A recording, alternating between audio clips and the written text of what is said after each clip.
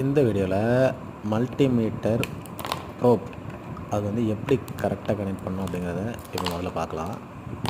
நீங்கள் மேக்ஸிமம் உங்களோட red colour probe வந்து அந்த VOMA அப்படின்ட்டு பார்த்தீங்களா, வோல்டேஜ் ஓம் மில்லி ஆம்பியர் இருக்குல்ல, அதில் தான் நீங்கள் கனெக்ட் பண்ணணும்.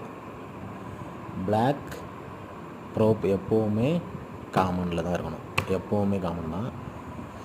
ஸோ இது கனெக்ட் பண்ணிவிட்டு இதில் நீங்கள் என்னெல்லாம் கேல்குலேட் பண்ணலான்னா, வோல்டேஜ் கால்குலேட் பண்ணலாம்,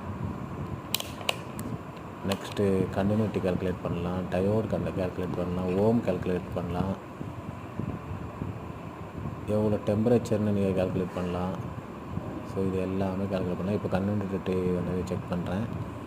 ஸோ நீங்கள் பிளாக் ப்ரோப்பும் ரெட் ப்ரோப்பையும் நீங்கள் டச் பண்ணும்போது உங்களுக்கு ஒரு சம் அமௌண்ட் வேரி ஆகும், அப்புறம் பஸ்ஸர் சவுண்டும் வரும்.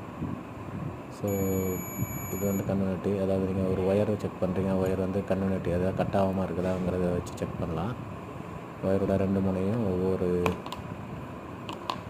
பிளாக்கு ப்ரோப் அது ரெட் ப்ரோப் வச்சிங்கன்னா உங்களுக்கு சவுண்ட் வரும். அப்படி கண்டினியூட்டி இல்லைன்னா எந்த வேல்யூவும் மாறாது.